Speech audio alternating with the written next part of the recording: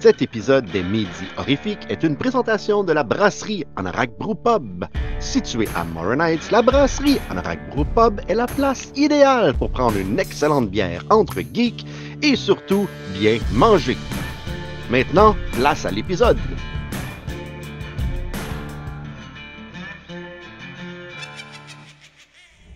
Bon vendredi, les démons. J'ai failli être en retard sur le queue, Stéphane. J'ai toujours, je fais tout le temps la même erreur quand on commence le show. C'est qu'aussitôt qu'on part la musique de début, je me rends compte que le verre d'alcool que je me suis versé juste avant, quand on parle avant le show, il est presque vide. Fait que là, quand la musique part, je commence, il faut que je le remplisse. Puis, en tout cas. Fait que, Au moins, tu n'as pas besoin de partir à courir, Steve, parce que j'ai remarqué que tu as toujours de l'alcool à portée de main. Tu as une salle de bain au sous-sol chez vous, oui. remplie d'alcool. Ça, c'est rare, ça. Ben, c'était du stockroom aussi. Mais j'ai quelque chose aussi que tu vas trouver vraiment cool. Je pense que je t'ai jamais montré ça. Attends une minute. J'ai un flasque de Nightmare.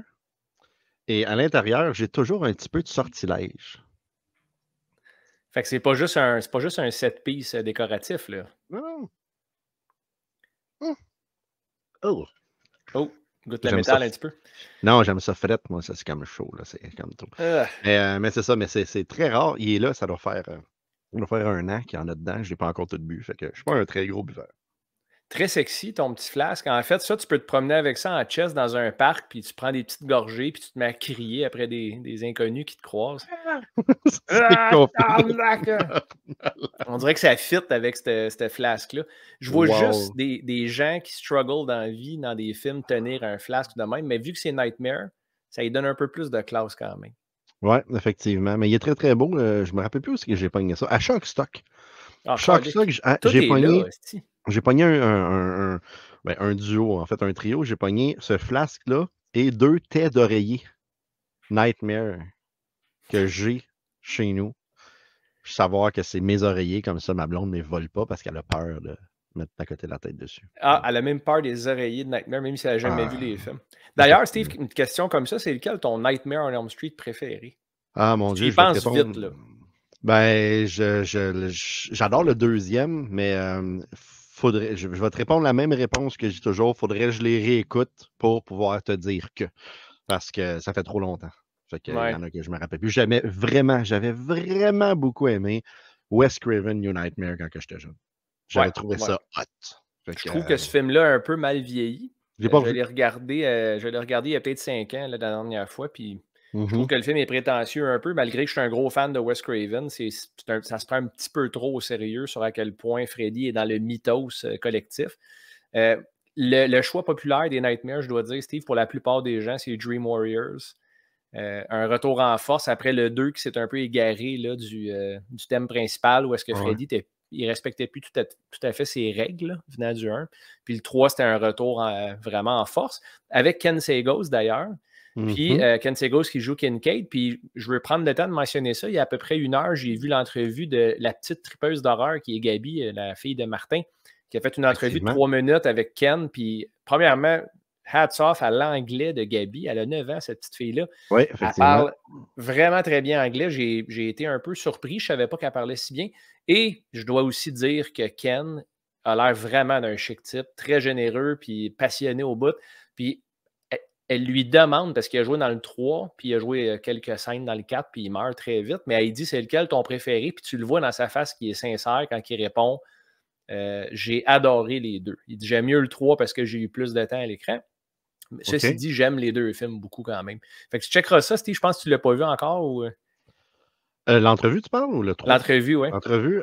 Non, je n'ai pas regardé l'entrevue encore. Fait que ça va être une prochaine étape qu'il faut que je fasse. Regarder une entrevue, une autre entrevue de la petite tripeuse d'heure. C'est très, très, très, très cool que les gens embarquent dessus et que ça embarquent dessus, ouais, ça c'est un peu différent.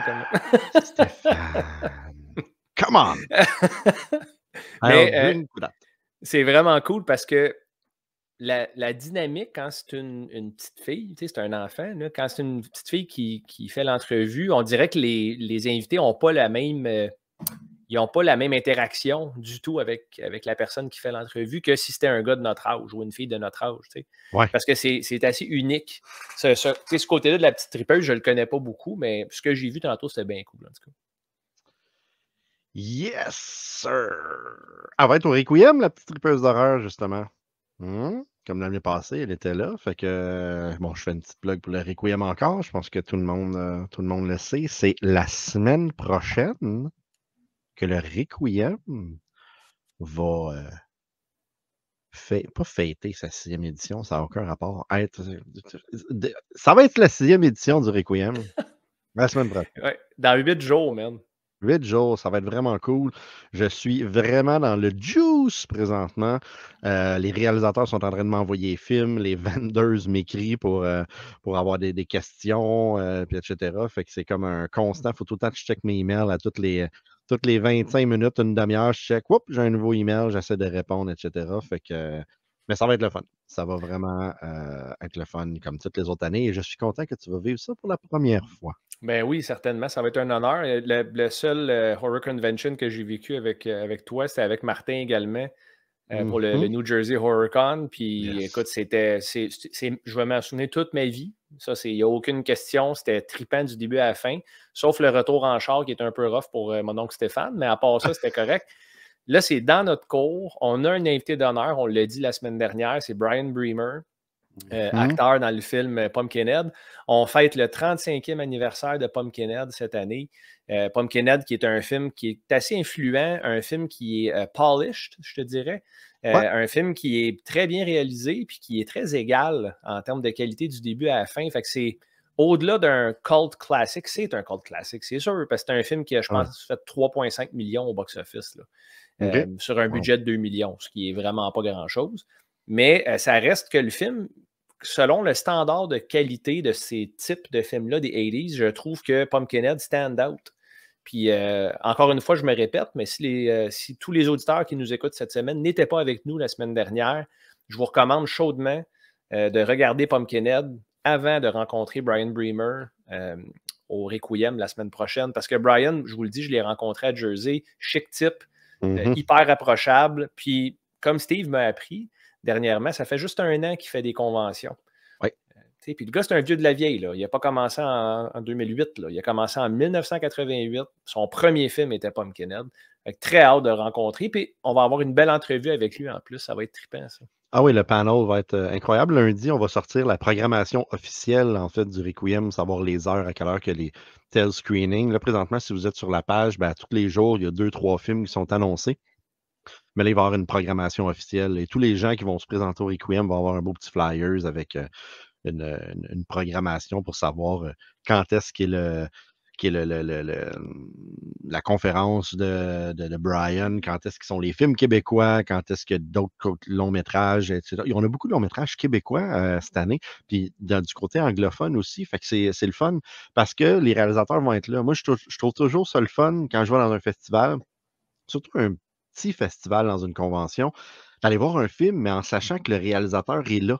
Puis après, de pouvoir discuter avec lui, prendre une bière, etc.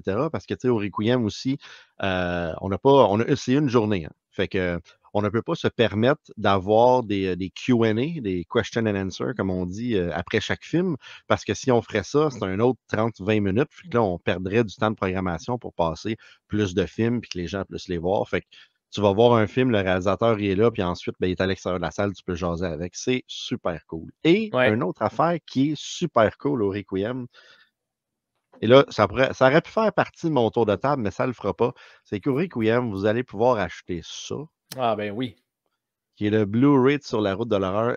Écoute, c'est tellement cool depuis le début de la semaine parce que, premièrement, je le tiens dans mes mains. Je suis très content. Félicitations pour vrai. Tu sais, toi, puis Martin, puis Guillaume, puis Danny aussi, là, qui est le deuxième caméraman, le unsung hero qui fait tout autant partie du projet. Félicitations. Tu sais, moi, j'ai regardé ça.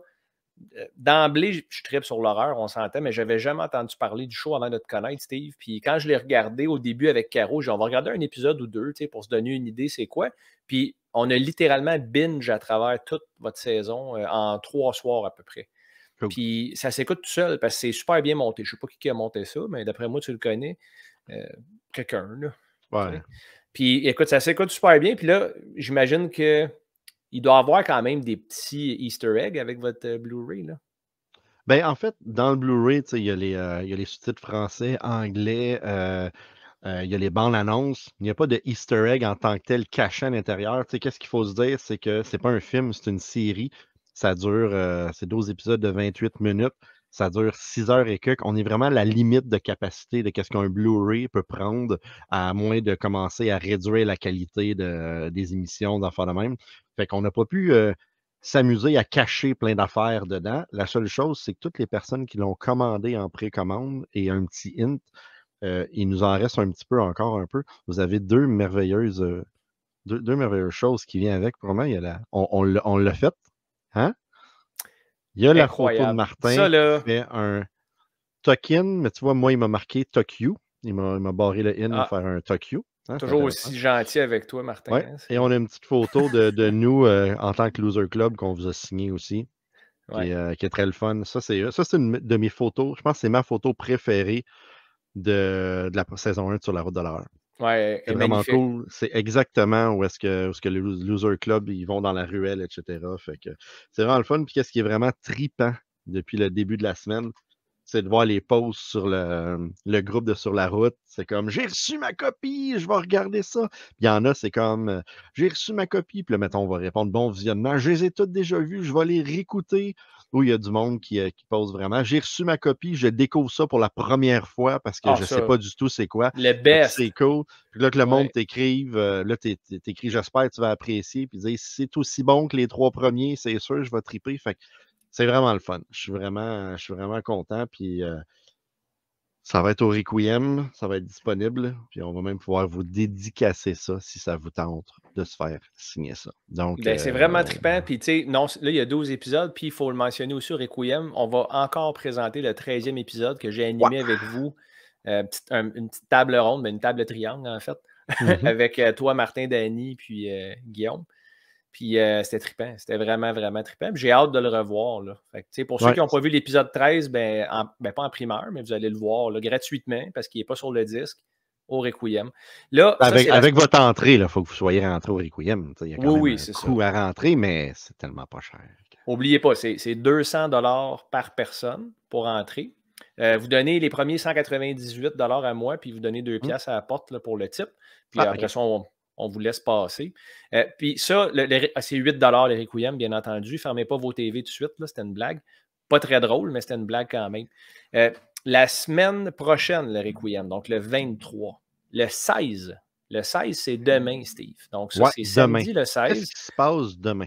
Il se passe de quoi être cool. Il y a une raison pourquoi je porte le T-shirt que j'arbore présentement de Horreur 360, le podcast de notre ami Alec Dubuc. Écoute, Alec a l'honneur de présenter son podcast au Festipod. Donc, le Festipod qui se passe à la Maison de la Culture Sainte-Catherine, si je ne m'abuse. Je ne sais pas si c'est Sainte-Catherine, peut-être que je me trompe. Là, excuse-moi, la Maison de la Culture Maisonneuve. Donc, ça se passe demain, le 16 à 19h. Alec va être là. Il va faire 45 minutes sur stage. On voit un peu là, ce que ça a l'air avec les invités, puis ainsi de suite. Alec va être avec les gars de Terreur sur le pod, avec Serge puis Bruno. Puis, quelle belle plateforme. Jusqu'à maintenant, ça le comble. Donc, je pense qu'il y a 150 billets de vendus, ce qui est spectaculaire quand même. Là, Alec, il capote un peu, avec raison. Avec raison, parce que c'est quand même toute une entrée sur stage. Puis c'est lui qui ouvre la soirée en plus. Donc, si je crois qu'il dit sold out en pré-vente, mais je crois qu'il reste des billets à la porte. C'est 25 $ l'entrée. Moi, j'y serai avec Caro, ma blonde. Puis on s'en va non seulement encourager Alec, mais passer une très belle soirée. Service de bar sur place. Là, dans le fond, c'est Horreur 360 de 19h à 20h. Après ça, à 20h, c'est le podcast Tricoteuse en série. Puis, donc jusqu'à 21h. Puis de 21h à 22h, c'est le podcast Distorsion, qui ont apparemment un très gros following que je ne connais pas. Mais Alec ouvre le bal pour ces gars-là. Puis là, il flotte. Là. Il travaille très fort, je le sais. On se parle régulièrement. Très fier de lui. Puis il a un super beau produit aussi, Alec. Puis ce qu'il fait là, pour les fans d'horreur, c'est assez hot. Donc, si jamais vous n'avez rien demain soir, là, vérifiez avec Alec. Vous pouvez demander s'il reste des billets à la porte. Mais ça vaudrait la peine d'assister à ça. Certainement. Ah, je trouve très triste que je ne peux pas aller assister à ça. Ça devait être, ça va être super le fun.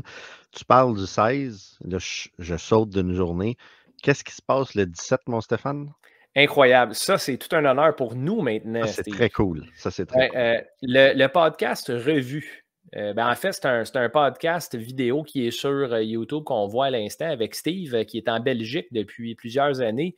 Ce gars-là, premièrement, c'est un cheval de course. Il travaille très fort parce qu'il sort des vidéos à une fréquence complètement absurde. Je lève mon chapeau. Il me fait rire à plusieurs reprises. C'est des vidéos où est-ce qu'il fait des critiques de films condensés entre 15 et 17 minutes la plupart du temps. Puis, c'est un fan du show, incroyablement. Il a interagi avec nous quelques fois. Puis, Steve, il t'a écrit, je crois, cette semaine là, pour qu'on fasse un live avec lui. Donc, effectivement. On va faire un live, toi, moi et Steve, l'autre Steve, le Steve de la Belgique, qui est un Québécois qui habite en Belgique, là, notons-le. On va faire un live, je crois que c'est à 15h dimanche le 17. 14h ou 15h, il faut juste se confirmer ça, mais on va être live sur sa chaîne. Fait que c'est pas sur notre chaîne, c'est sur sa chaîne. Mais on va éventuellement recevoir Steve ici pour parler de qu'est-ce qu'il fait là-bas, comment ça qu'il est rendu là. C'est d'où vient cette idée-là de revue. Puis comme tu dis, Stéphane, à chaque fois que je regarde des trucs de revue, j'adore ça, c'est tellement drôle. Tu sais, comme tu vois, ces derniers qui sont sortis hier, c'est Les Dents de la Mer 4, La Revanche. Ah, c'est tellement poche, même.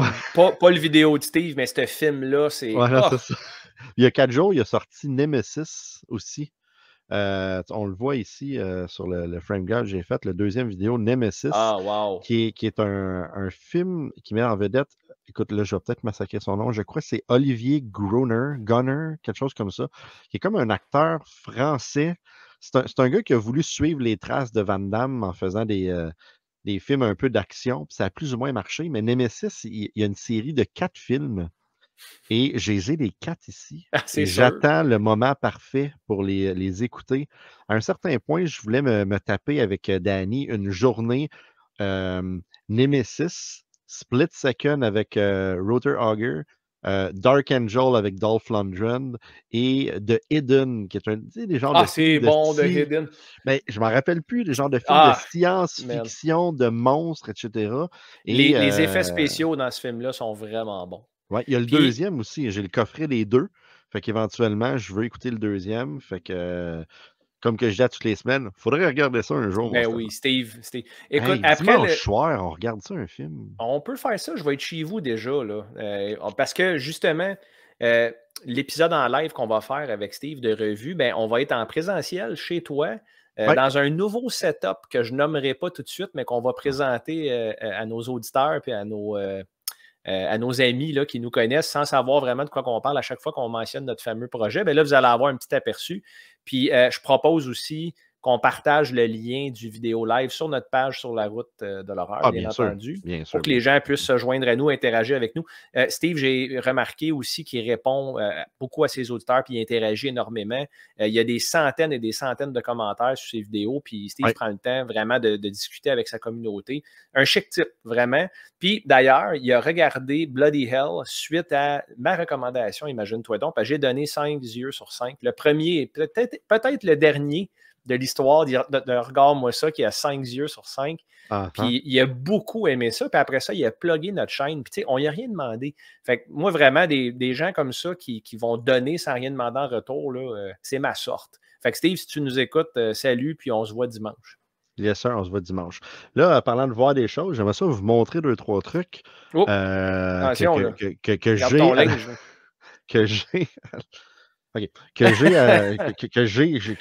j'ai ramassé cet été, que je pense que je ne vous ai jamais montré parce que j'ai ramassé ça à Fantasia, puis on n'a pas fait de show depuis. Ben, la semaine dernière, j'ai montré autre chose. Fait que j'aimerais ça juste faire un petit tour de table pour montrer qu'est-ce que j'ai ramassé à Fantasia le mois dernier. Il y a 2 mois, en fait. Bienvenue au tour de table horrifique.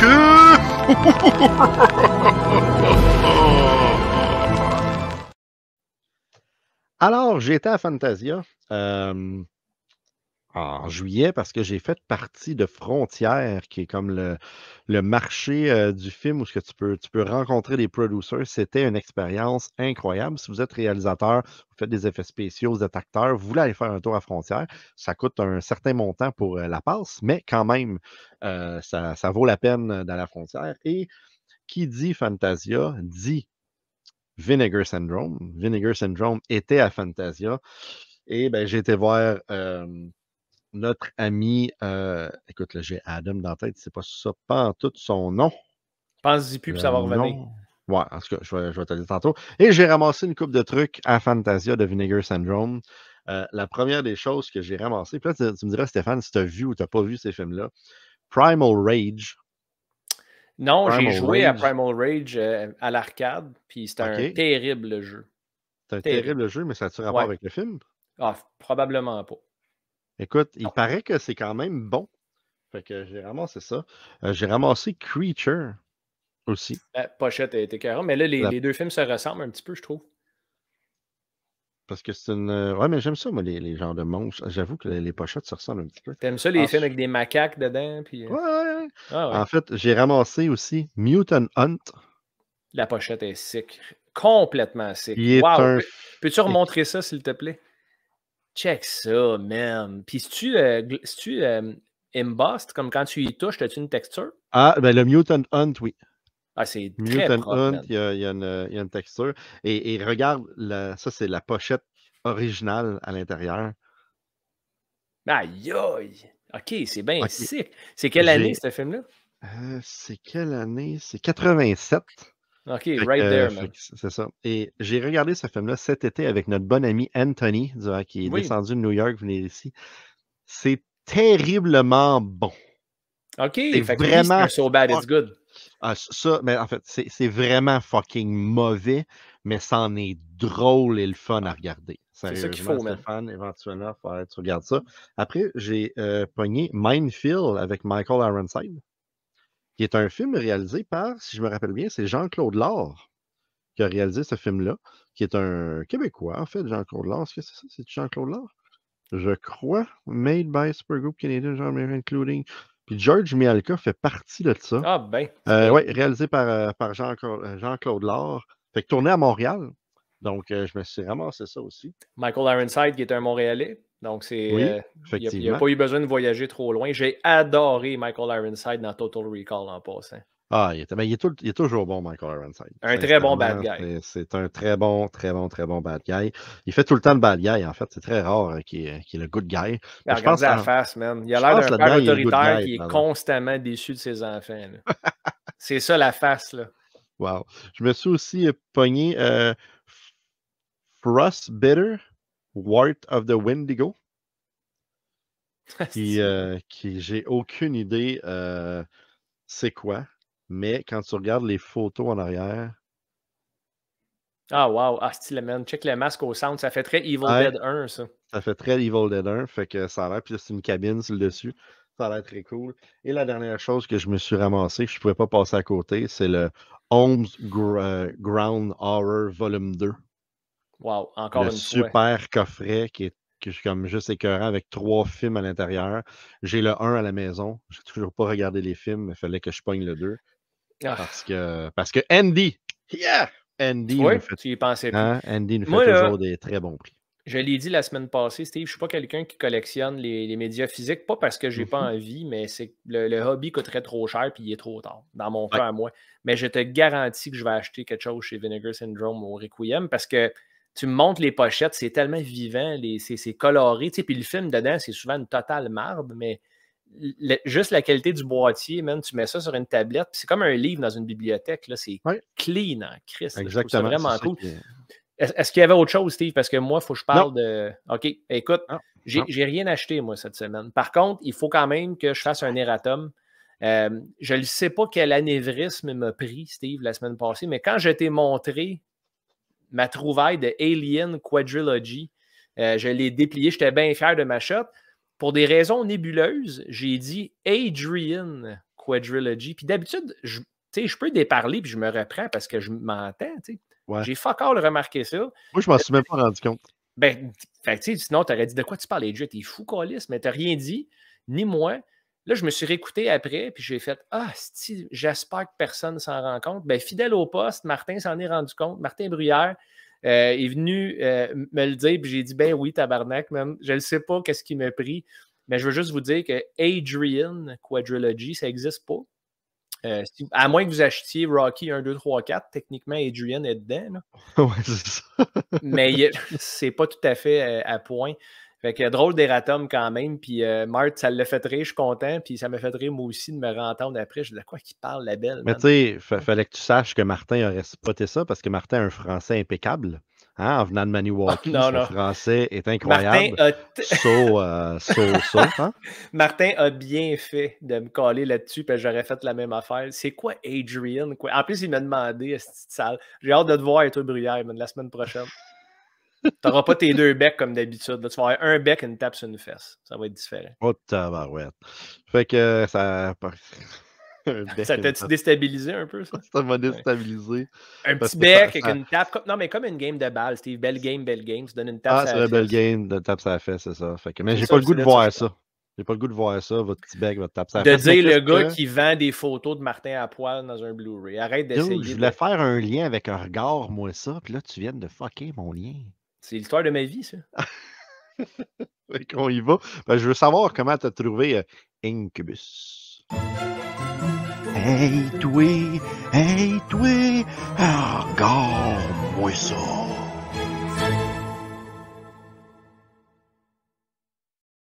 Tu veux savoir comment j'ai trouvé Incubus? Ben, imagine-toi donc que tu vas savoir comment j'ai trouvé Incubus. The Incubus, qui est un film que tu as acheté, c'était un blind buy, je crois, n'est-ce pas? Ben, en fait, non. J'ai acheté Incubus à Barcelone juste parce qu'on a déjà parlé de Incubus dans le show. Je m'étais rendu compte avec le trailer qu'il y avait des scènes qui avaient été tournées en Ontario exactement à la même place que It. Exact. Ouais. Ça, c'est, je pense, dans la carrière là, où est-ce qu'il saute dans l'eau, n'est-ce pas? Oui, exactement. C'est ça. Bon. Écoute, c'est un film de 1981 qui est réalisé par John Hoff. Okay? Puis, en gros, c'est l'histoire d'un docteur dans une petite ville en Nouvelle-Angleterre qui est en charge pour des raisons inexplicables d'enquêter sur une série de meurtres puis de viols étranges dans sa ville. Dans le fond, c'est Sam Cordell, le nom du personnage, qui est joué par John Cassavetes. Puis Sam Cordell, on ne sait pas pourquoi, mais c'est un médecin qui a plus d'autorité que la police dans ce film-là. Puis il mène une longue enquête, puis c'est un peu... comment je peux dire ça? T'as-tu déjà fait une soirée meurtre et mystère? Ben oui. Bon, mais oui. Je suis très bon. En plus, mais imagine que tu organises une soirée meurtre et mystère, mais tout le monde autour de la table, c'est du monde que tu haïs et que tu n'as pas envie de voir. C'est un peu ça le mood de The Incubus. C'est une très longue enquête policière. Il n'y a pas beaucoup d'action. Je te dirais que la première demi-heure, c'est ultra slow. Puis je trouve que c'est monté comme un film d'horreur, entre guillemets, des années 50. Tu sais, comme dans The Fly avec Vincent Price.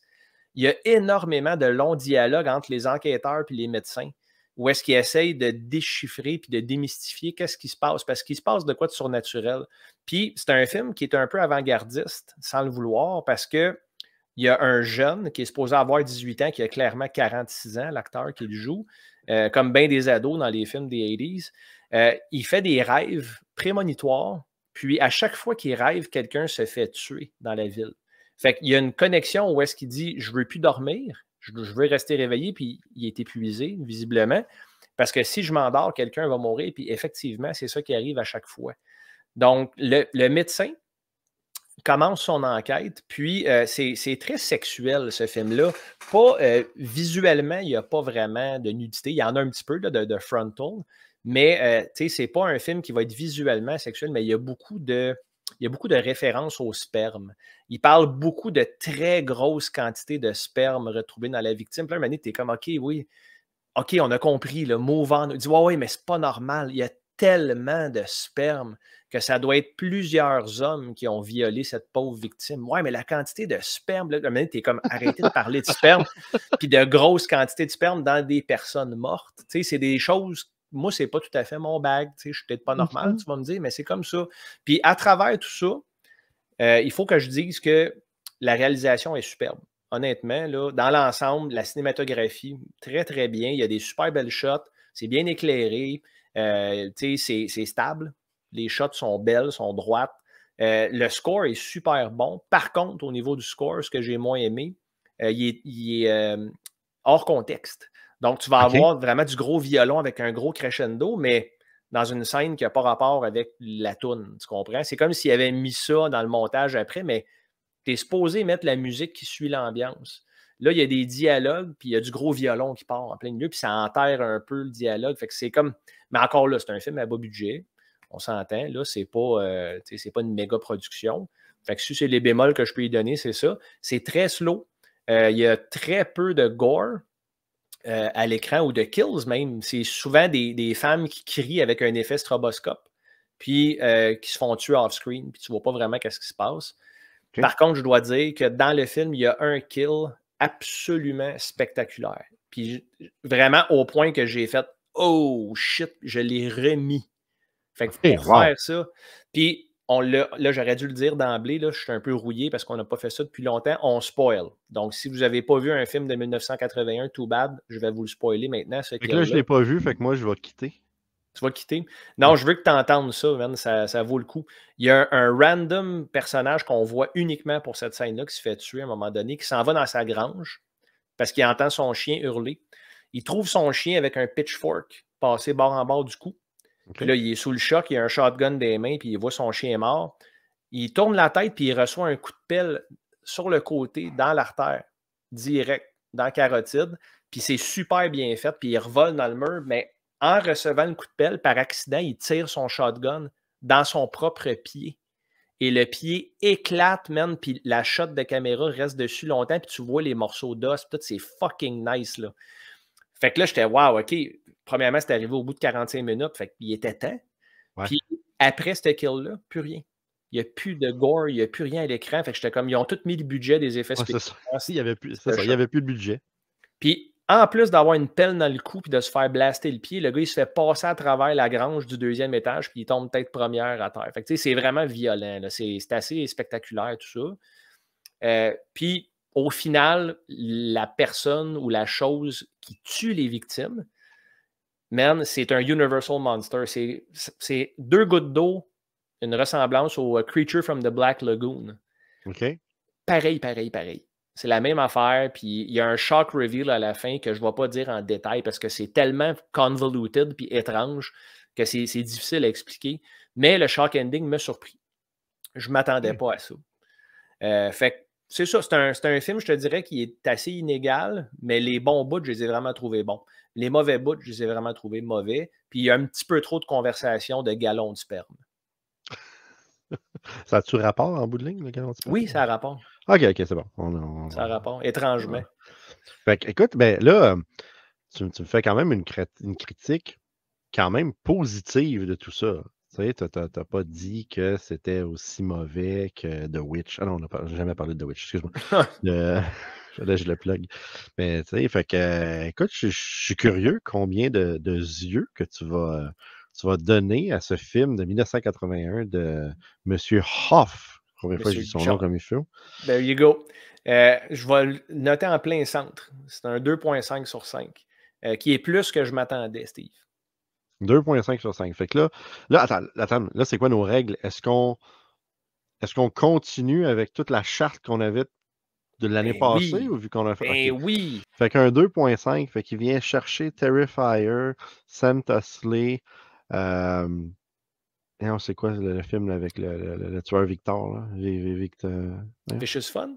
Non, le troisième photo à côté de Vicious de Santa Don't Slay. Panic. Merci, Don't Panic.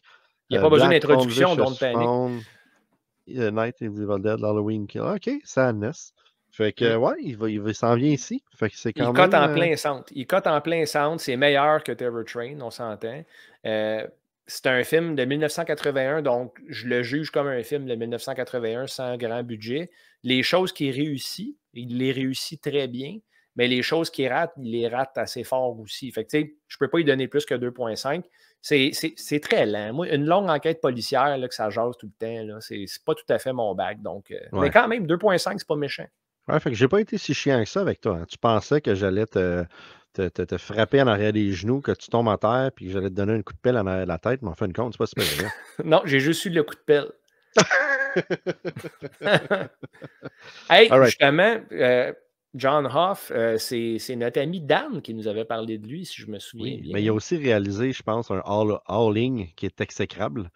Donc, mais Dan avait parlé dans un de ses c'est aujourd'hui dans le monde de l'horreur qui... Ok, tu viens de... On a oublié Dan.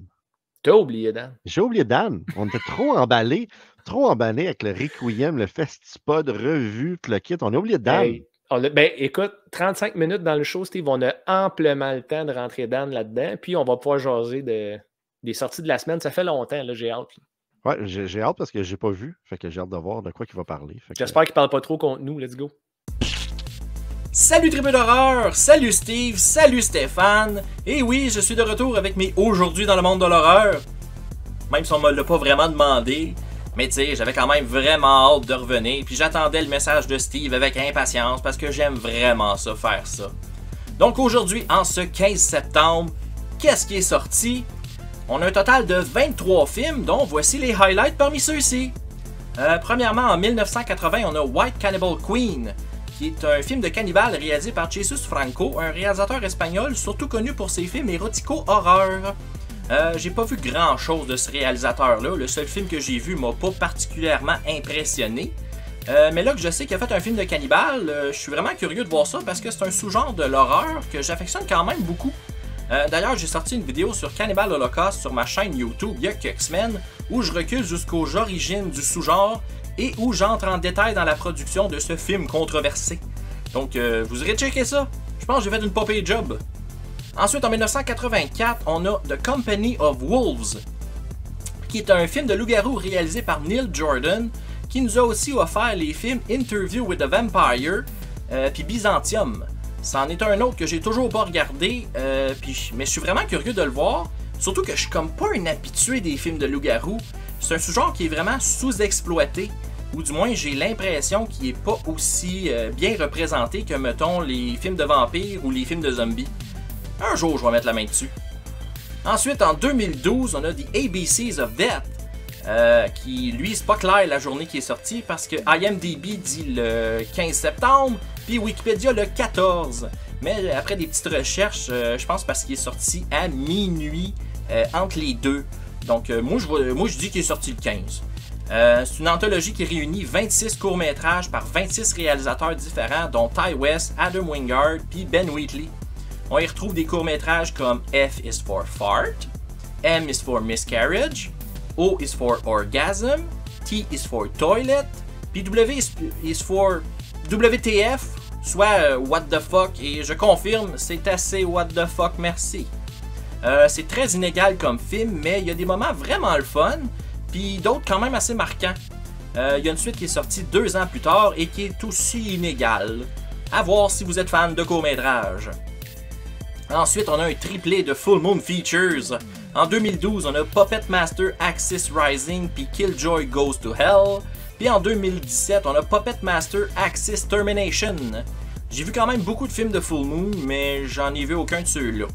Mais tu sais, c'est quand même important de le mentionner parce que c'est des films produits par Charles Band, qui est le fondateur de la compagnie, puis ce gars-là, ben c'est une fucking légende du cinéma à bas budget. Ensuite, et finalement, en 2019, on a Tree from Hell, qui est le 3e dans la série de films de Rob Zombie qui met en vedette la famille Firefly. Je l'ai toujours pas vu, puis je l'ai même pas dans ma collection. Puis je suis comme pas full pressé parce que les critiques sont pas super bonnes. Mais ça, c'est en grande partie dû au fait que Sid Haig est pas vraiment dedans parce qu'il était malheureusement beaucoup trop malade pour être plus présent. À cause de ça, le film a dû être réécrit, puis un cousin de la famille, qui est joué par l'excellent Richard Brake, a été introduit à sa place pour garder le format de trio de pas fin. Faudrait bien que je le check quand même parce que les 2 premiers, House of Thousand Corpses puis The Devil's Reject, sont vraiment fucking bons. C'est donc tout pour aujourd'hui, mais avant de vous quitter, j'ai une petite annonce à faire. Le 14 octobre prochain, à Gatineau, au pub de Notre-Dame, de 13h à 17h, va avoir lieu le marché de l'Outre-Tombe. C'est organisé par Yolin de Metal Minded et moi, Daniel d'Horreur FM. Ça va être un genre de marché aux puces, vente de garage, où c'est que des tripeux d'horreur puis des métalleux vont vendre et échanger du stock. C'est ouvert à tous les âges et c'est gratuit. Donc j'aimerais bien ça vous y voir, ce serait le fun. Fait que c'est tout ce que j'avais à dire. Merci les tripeux, à la prochaine, et de retour à vous, Steve et Stéphane. C'était un plaisir de revoir Dan. Ses highlights, c'était vraiment le fun. ABCs of Death, j'ai jamais vu ça, mais je n'ai entendu parler pas mal. Il a aussi parlé de The Company of Wolves. Ce film-là, Steve, je ne sais pas si tu as un souvenir particulier avec ce film-là, perso, mais moi, je le voyais tout le temps au club vidéo parce que la pochette, si je me souviens bien, c'est le visage, je crois, de Red Riding Hood avec une gueule de loup qui sort de la bouche humaine. Peut-être que je me trompe, mais il me semble que c'est ça. Oui, c'est exactement ça, en fait. J'ai jamais vu ce film-là, mais j'ai toujours côtoyé la pochette, puis j'ai jamais été game, pareil comme Dan. Puis je voulais aussi offrir mes sympathies à notre ami Daniel.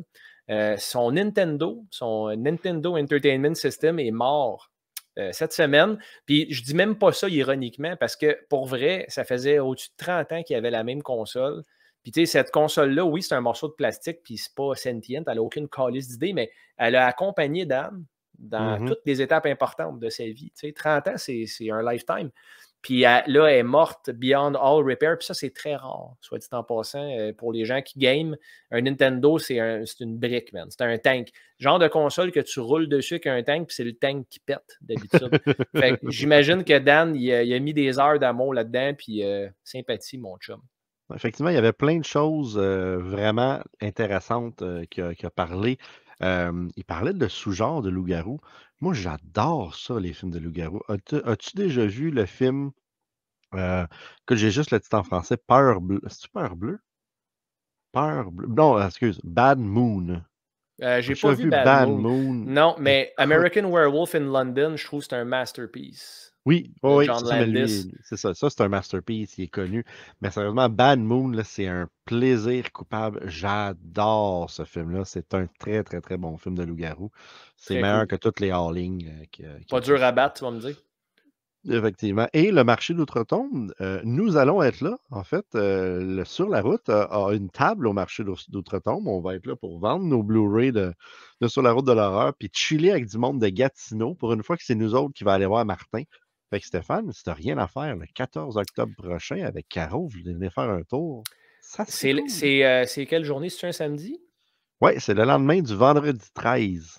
Vrai. Ça ne fonctionnera pas pour moi parce que c'est la veille de la fête à Xavier, mon fils. Puis on va sûrement y faire une fête ou un souper le samedi soir. Ceci dit, je vais être là de cœur avec vous autres. Puis si vous êtes game de faire un petit live sur place pour montrer les exposants et les gens qui vendent leurs patentes, j'aimerais bien ça. Très bonne idée, c'est sûr qu'on va faire ça. Un mot de silence. Ah, ça, c'est le fun. Je m'en ai pour dire, là, Stéphane, avant qu'on nous quitte, là, ça fait 43 minutes qu'on jase. Puis tu t'es pas rendu compte que je t'ai fait plaisir pendant tout le show parce que la semaine passée, tu as chiolé que ta face n'était pas là. Puis j'ai mis ton logo avec ta face en haut à droite tout le long. Attends, je vais essayer de refaire. Je suis une bonne personne. Pas vraiment. Pas vraiment, mais je suis content que tu aies fait ça quand même. Puis, en fait, tu poses la question si tu es une bonne personne. Je pense que je vais le savoir bientôt parce que je vais avoir un autre regard, moi, ça à faire. Effectivement, on a comme sauté la recommandation pour réintroduire Daniel dans notre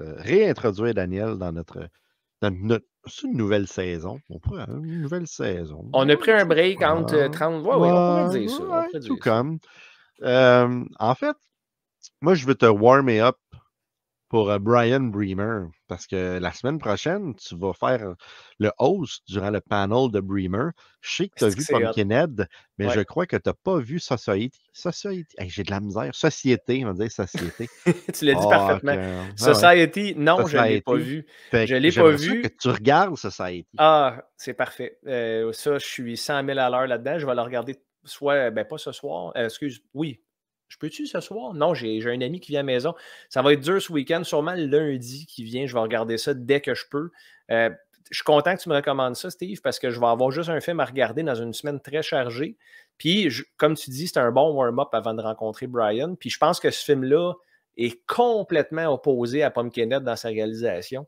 Fait que ça va être le fun de voir un peu le range que Brian peut offrir dans ses performances. J'aurais aussi pu te recommander Silent Night, Deadly Night 5. Parce J'aurais aimé ça. Il tient la vedette, mais on va se garder ça pour notre spécial du mois de décembre. C'est sûr qu'en décembre, on va regarder ce film-là. Je te fais regarder ce film. Honnêtement, vu que je connais Brian, ça me tente. Ouais. Ah oui, non, c'est ça. C'est très drôle. Et dans Silent Night, on va en reparler, là, Silent Night, Deadly Night 5, si je me rappelle très bien, à un moment donné, il y a comme un esti de bonhomme de neige en plastique dégueulasse, tu sais, de l'affaire des années 80 que tu mets sur ton perron en avant, tu sais, puis dans le temps avec une lumière dedans, puis tu fais comme arc. Ben, j'ai le même chez nous. Ah, tabarnak! J'ai le même chez nous, puis à cause des rénaux, il a passé l'été sur le balcon à ma femme. Avec il un doit petit être pingouin. triste. Ah, c'est qu'il doit être triste. Il était tellement laid qu'on y a repeinturé la face en blanc, puis c'est encore plus creepy. Fait qu'en décembre, je montrerai. Écoute, je suis sûr que c'est dans le 5e, là. Il va falloir écouter le film. Mais me semble, je regardais le film, j'ai fait comme à ma blonde l'année passée, j'ai fait Hey! C'est notre bonhomme de neige atroce! En tout cas, ça vient d'un film d'horreur. Fait que tu l'as vu le 5, c'est ça que tu essaies de me dire. Mais toi, t'aimes les séries, hein? Moi, il y a 2 ans, pas l'année dernière, il y a 2 ans, sur Frisson TV, ils ont passé toutes les Silent Night, Bloody Night durant le mois de décembre. Deadly Night. Deadly Night. Deadly Night. J'ai écouté les 5, un après l'autre que j'avais enregistré. Et le premier est quand même bon, le deuxième est exécrable. Il y a environ 10 minutes de nouveau stock. Le reste, c'est comme le dude dans son institut psychiatrique qui raconte qu'est-ce qui est arrivé avant qu'il y ait le premier film. Fait que t'es comme, je viens de voir ça, de quoi? Qu'est-ce que vous faites? Mais le 5 est quand même le fun à regarder. Ouais. Donc, très hâte de te faire découvrir ça au mois de décembre. Ben oui. C'est un no-brainer, c'est sûr que tu regardes ça. Ben là, j'ai très hâte de regarder Society, fait que ça va être le fun, je pense. Puis la semaine prochaine, Steve, c'est le dernier Chevalier du Démon du Midi avant le Requiem. Oui. Il y a une chose, il faut que je dise aux gens qui vont venir là-bas, qui ont hâte, parce que c'est un rendez-vous annuel, puis ça ne dure pas longtemps. Essayez de ne pas être trop en mode FOMO. T'sais, ceux qui connaissent, je ne sais pas si tu sais c'est quoi, Steve, mais FOMO, c'est Fear of Missing Out. T'sais, des fois, quand tu es tellement excité et tu as tellement de fun à une place, tu dis OK, c'est vrai, il faut que j'aille là. Il ne faut pas que j'oublie, il faut que j'aille à cette place-là. Ouais. Vivez le moment. Moi, j'ai eu un petit peu de FOMO quand j'étais à Jersey avec vous autres. Puis je me suis pogné en train de le faire. J'ai dit, calme tes nerfs, là, puis vis le moment. Là. Puis là, la journée a passé moins vite dès que j'ai été plus conscient d'où j'étais et ce que je faisais. J'étais tellement excité. Jersey, c'était tellement pas la convention comme wow, sérieusement, la convention la plus le fun. C'était le fun à cause de notre camaraderie, parce qu'on était avec Martin et Anthony, puis on s'est fait un fun fou, un fun noir. C'était vraiment le fun, mais côté convention en tant que tel, c'était pas comme extraordinaire, tu sais, fait que j'ai tellement hâte. J'ai eu du fun pareil, t'imagines? Oui, j'ai tellement hâte que t'en revives une autre, là, une vraie, quand on va repartir, là, ça va être le fun. Ben certain, man, certain. Fait que j'ai hâte de voir tout le monde, mais bon, on va faire notre show de la semaine prochaine, puis là, on pourrait être un petit peu plus excité encore. Là. À une journée, là, on va être pas mal primé, je pense. Fait que, bon week-end, merci d'être là à tout le monde, comme d'habitude. On a eu un bon turn-out pour notre retour la semaine passée, sans annonce. Les gens étaient au rendez-vous, fait qu'ils vont pouvoir nous retrouver encore sur YouTube, puis en format podcast également, audio sur Spotify, Apple Podcasts, puis ainsi de suite. Donc, n'oubliez pas de nous suivre, on vous aime, puis on fait ça parce que vous tripez autant que nous autres. Effectivement, et n'oubliez pas, dimanche après-midi, revue, on est en live avec Steve, c'est la première fois qu'on va y parler de vive voix parce qu'on s'écrit tout le temps, fait que ça va être super le fun, j'ai vraiment hâte de faire ça. Et je reviens pour le Requiem, je reviens sur le Blu-ray sur la route de l'horreur. C'est très le fun de voir les posts des gens. C'est très le fun tous les jours de recevoir un email comme « Oh, il y a quelqu'un d'autre qui l'a acheté, il y a quelqu'un d'autre qui l'a acheté. » Fait que c'est très cool, c'est très cool. Ça nous donne le goût de recommencer et d'en faire un autre éventuellement. Chose qu'on est en train de travailler puis qu'on reparlera dans un futur rapproché. Excellent, ça. All right. Bye, mon chum. Puis on se voit très bientôt. Dimanche. On se voit dimanche. Ciao. Ciao.